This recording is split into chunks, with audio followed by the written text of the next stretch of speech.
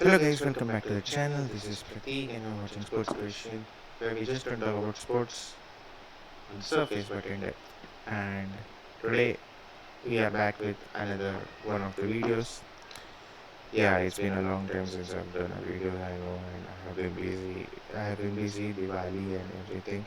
Plus I was sick, so that's why I wasn't able to make a video and give it and present it to you as well as talk about it. Football has been interesting football since the last time we talked. It's been almost a month we haven't talked, and there have been a lot of things which have changed, and hopefully keeps being like that only because by heart I'm still a Manchester United supporter, and this month has been a very great month for all of the Manchester supporters all around the world, and hopefully it just keeps on continuing. Fingers crossed, and Frank gets his haircut done. I hope so. It has been a long time overdue.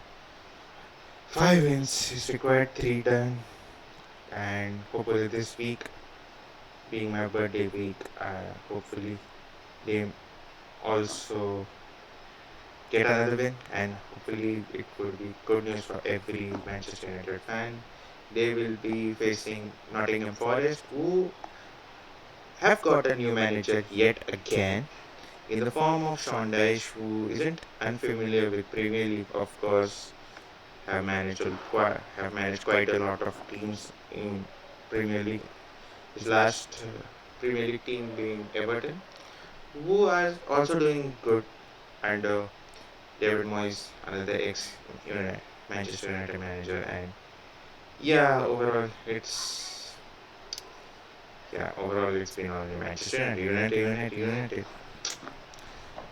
It's good for me. Just feel better.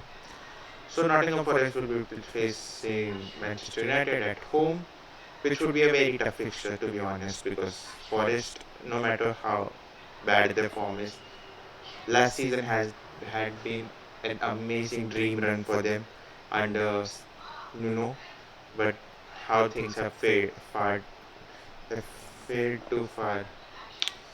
Nuno taking them to Europe, but unfortunately he was sacked due to his dispute with the owner. Then came the owner's favorite, his bestie, and Postecoglou, who Manchester United fans hate, well, for obvious reasons, because he made the band not a band, the club anymore, but they still had, but everyone still makes fun of them. Spurs win their first ever major trophy after a long time. And yeah, Rúben Amorim's side has got the groove. The main players have been Cunha, then there was Sesko, then there was Ahmad, then there was Casemiro, who had a great game in this in the previous week, which was against Brighton, who are actually a boogie team of United. Yeah, every team is a boogie team against United nowadays, but especially the three Bs, as I call them: Brentford, Brighton, and Bournemouth. These three clubs have time and again since the last couple of years just been really bad. Okay, I mean the matches against them have been really bad for every Manchester United supporter, because for obvious reasons we don't beat them at home or away, and it just have a psychological block. And thankfully they are on the back of good form. Same layman's, this guy has literally, people have talked about this on social media, that this guy has literally changed everyone's life, and I'm not over exaggerating, he has. So it would be a low block again up against a formation system which has always been under scrutiny by all the pundits, media, because it is the biggest club in the world, if not England, and they're always under focus, always under microscope. That they are not doing well, this, that, yeah, oh, blah, blah, blah, blah, blah, blah, blah. Everything like that is up against Manchester United time and again. And yeah, it's people would say that no, they are not doing well. They are like blabbering that they are back, this, that, but that is not true. Yes, indeed, it's at this current point they have won 3 games on trot, but that is still not true that they will be winning, of course, because if we talk about it mathematically, the difference between Arsenal and United is just 6 points. Yeah, I know 6 points is not just, but at this given point of time, we just score. Mathematically, we're speaking, right? It's just 6 points. But the problem is that the difference between the quality, if we take into consideration the first team is absolutely dominating, and if we take into take stats into account, then United in the 3 matches that they have won on trot, they have scored 8 goals and they have made chances count, which was not being done last season and earlier this season as well. The first 3 to 4 matches they weren't able to make the chances count. Let it be the first match against Arsenal where they played phenomenally well. Then there was the match against Fulham as well. They should have won, but they couldn't. Bruno Fernandes didn't score that penalty, and unfortunately they didn't make it. Then there was the Brentford match, which they didn't play well. I'll be honest, they didn't play that well, but they still made it count. They could have at least drawn, but that was again a very tough match. Cisco scored his first goal and everything. Then there was the match against Liverpool. They won. City they didn't. City they were demolished.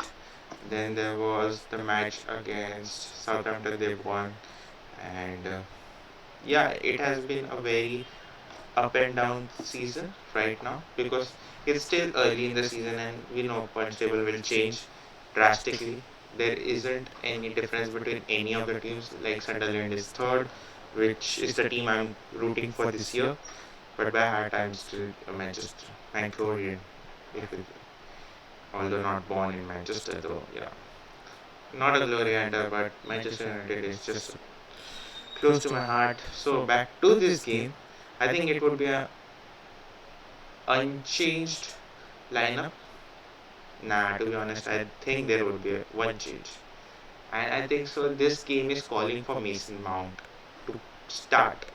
I know this may sound weird, but if you take into account what happened against Sunderland, who also plays a low block, and they play really well at this point of time. Granit Xhaka is controlling that midfield, and yeah, no one no one can tell you better than Chelsea fans, as you know. So my line, I would be surprised to see. I would be a bit surprised to see Sesko starting in this game because I feel like Mason Mount might start this game along with Mbomo and Cunha on the wing, on the left and right side. Then there would be the midfield would be all obviously Casemiro, then Bruno Fernandes, then on the wings Ahmad and Dallo.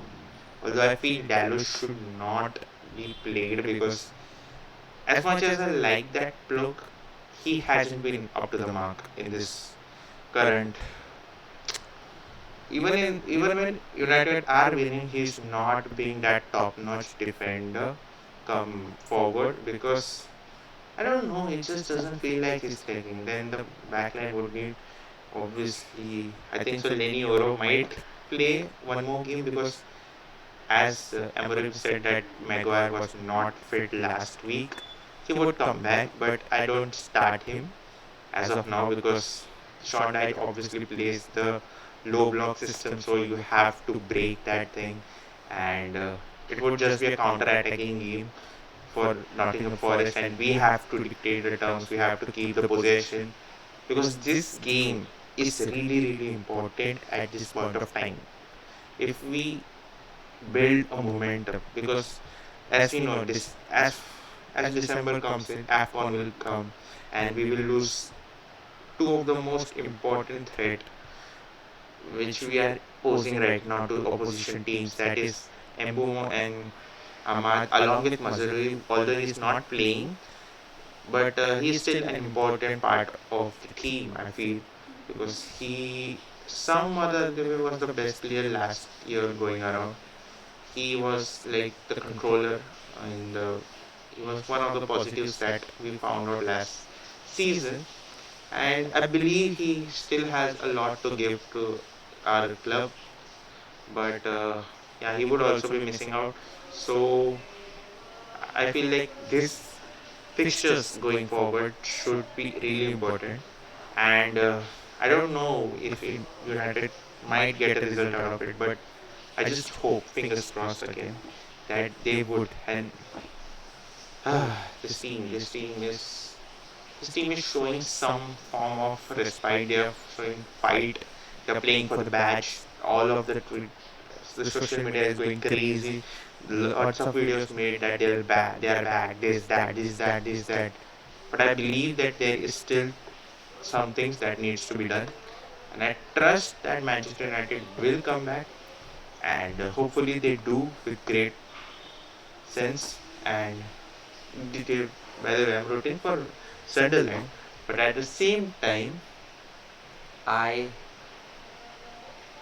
have to tell that the heart belongs to United. So even though they were not doing well, I was sort of supporting them, and I will support them. Although I am a lover of beautiful football, and at this point of time, they are really playing beautiful football, I think so. So yeah, that was my preview for Nottingham Forest and Manchester United. Hope you like it. Do like, share, and subscribe. And I'll see you in the next video where we will be talking about what the predictions for the videos for the matches this week. And yes, I predict that United will win this game and have a clean sheet. Hopefully, it could go either way. To be honest, it could end United winning it by two to nil, or it would be the most boring game, and Nottingham Forest will get a hard fought win of 1-0, which I would not like. I just want United to win for at least because next fixture is again really tough. Spurs at the home, at their home. It's an away fixture for United. So yeah, let's hope. Glory, Man United. Please, please, please win.